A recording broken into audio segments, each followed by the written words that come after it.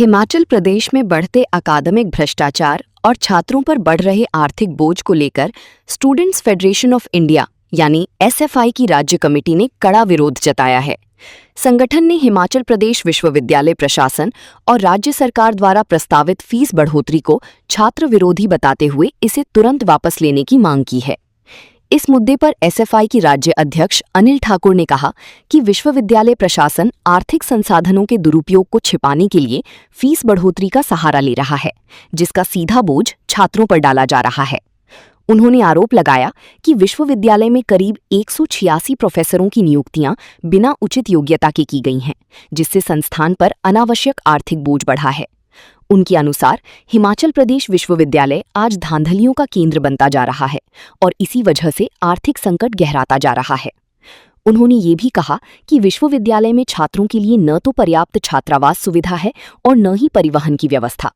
अपनी बसें न होने के कारण हर महीने हिमाचल रोड ट्रांसपोर्ट कॉरपोरेशन यानी एचआरटीसी को भारी किराया देना पड़ रहा है, जबकि कुछ महीनों के खर्च में नई बसें खरीदी जा सकती हैं। अनिल ठाकुर ने एग्जाम रेवोल्यूशन के नाम पर भी सवाल उठाते हुए कहा कि महंगी रेट पर पेपर चेकिंग करवाई जा रही है और परीक्षा निरीक्षकों को वेतन के साथ अतिरिक्त भुगतान दिया जा रहा है, जिसका बोझ अंततः छात्रों पर ही पड़ता है। उन्होंने ये भी आरोप लगाया कि छात्रों को जानबूझकर फेल कर पुनर्मूल्यांकन में पास किया जाता है, जिससे उनसे कई गुना फीस वसूली जाती है, जिसे अब 75% तक बढ़ा दिया गया है। मैं अनिल ठाकुर, एसएफआई हिमाचल प्रदेश राज्याध्यक्ष। एसएफआई राज्य कमेटी हिमाचल प्रदेश विश्वविद्यालय के अंदर ये जो हिमाचल प्रदेश विश्वविद्यालय और हिमाचल प्रदेश सरकार के द्वारा जो भारी बेतहाशा फीस वृद्धि जो है हिमाचल प्रदेश विश्वविद्यालय के अंदर की है, इस बात की जो कड़ी निंदा करती है। और एसएफआई एक प्रोग्रेसिव और साइंटिफिक ऑर्गेनाइजेशन होने के नाते हिमाचल प्रदेश विश्वविद्यालय की अथॉरिटी से और हिमाचल प्रदेश की सरकार से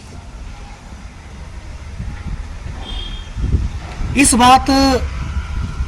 को हम साझा करना चाहते हैं कि हिमाचल प्रदेश विश्वविद्यालय के अंदर अगर आर्थिक रूप से अगर बोझ बढ़ रहा है,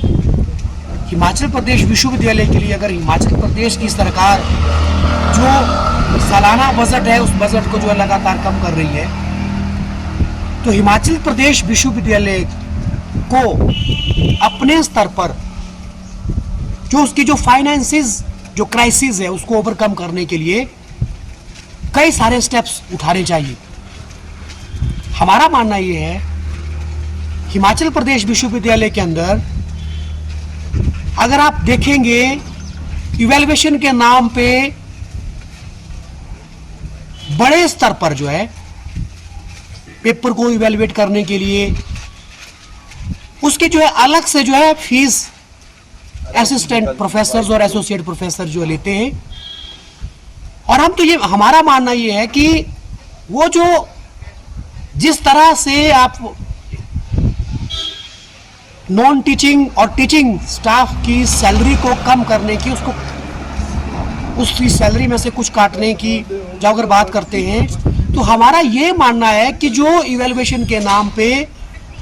जो पेपर चेकिंग के नाम पे जो फीस दी जाती है उसको ना दिया जाए, ये एक अल्टरनेटिव हो सकता है। दूसरा, अगर आप देखेंगे इस विश्वविद्यालय के अंदर जब एग्जाम्स होते हैं और एग्जाम्स की ड्यूटी मोस्टली इस विश्वविद्यालय का जो टीचिंग और नॉन टीचिंग स्टाफ जब देता है उसके लिए जो है अलग से एक की अथॉरिटी और हिमाचल प्रदेश की कांग्रेस की सरकार एक यूनिवर्सिटी के छात्रों के लिए डे स्कॉलरों के लिए एक नई बस खरीदने के लिए सक्षम नहीं है। आज इस क्राइसिस को ओवरकम करने के लिए आज आप देखेंगे कि नॉन टीचिंग स्टाफ है इस यूनिवर्सिटी का वो लगातार घट रहा है। उसकी जगह में दूसरा जो रिक्रूटमेंट होनी थी वो इस यूनिवर्सिटी में होने रहा है। आउटसोर्स और